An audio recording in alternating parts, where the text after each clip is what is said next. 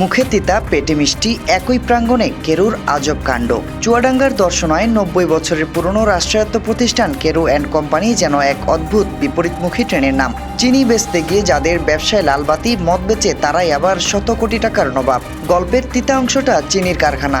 সদ্য সমাপ্ত ২০২৫-২৬ অর্থ বছরে এই এক বিভাগেই লোকসান হয়েছে ৬০ কোটি টাকারও বেশি। আখের নিম্নমানের রিকভারি আর মান্ধাত্তা আমলের প্রযুক্তির খপ্পরে পড়ে লোকসানের বোঝা টানতে হচ্ছে প্রতিষ্ঠানটিকে। এ বিষয়ে স্থানীয় আখ চাষিরা বলেন, চিনিতে লাভ হচ্ছে না, কারণ এতে আখের রিকভারি কম। এটার জাত পরিবর্তন করলে এবং আধুনিক প্রযুক্তি আনলে তবেই চিনিতে লাভ করা সম্ভব। তবে চিনির সেই বিশাল ক্ষত তুড়ি মেরে উধাও করে দিয়েছে কেরুর ডিস্টিলারি ইউনিট। বিলেতি আর দেশি মদের চড়া চাহিদায় বোতল খুলেছে মুনাফার ছিপি। এক বছরে অ্যালকোহল বিক্রি করে আয় এসেছে ২২৪ কোটি টাকা। ফলে চিনির বিশাল ক্ষতিপূরণ সামলেও কেরুর নেট মুনাফা ছাড়িয়েছে ১৬৫ কোটি টাকা, যা স্মরণকালের একটি বিশাল রেকর্ড।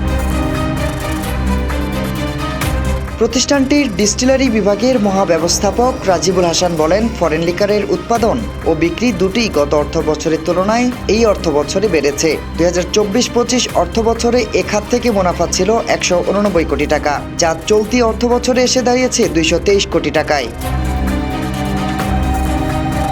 অ্যালকোহলের পাশাপাশি জৈব সার, বাণিজ্যিক খামার ও ফার্মাসিউটিক্যালস ইউনিট থেকেও এসেছে উল্লেখযোগ্য মুনাফা। তবে কতদিন আর মদের উপার্জনে চিনির তিতা ক্ষত ঢেকে রাখা যাবে? কর্তৃপক্ষ দাবি করছে, চিনির খাতের লোকসান কমাতে এবার আখের গুণগত মান ও উৎপাদন বাড়ানোর দিকে নজর দেওয়া হচ্ছে। প্রতিষ্ঠানটির মহাপরিচালক বলেন, প্রকল্পটি বছর জুড়ে সঠিকভাবে পরিচালনা করতে পারলে লোকসানের পরিমাণও কমবে, কারণ আশা করা হচ্ছে আখের রিকভারি কিছুটা বাড়বে।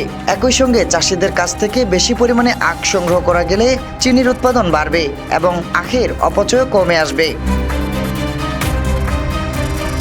চিনির তিতা ভুলে কেরু এখন মদের মুনাফায় চাঙ্গা। তবে চিনি খাতকে গর্ত থেকে তুলে সত্যিই কি লাভের দেখা মিলবে, নাকি কেরুর থালি কেবলই মদেই ভেসে থাকবে? উত্তরের অপেক্ষায় দর্শনাবাসী। রবিউল ইসলাম রুবেল, ডেইলি বাংলাদেশ।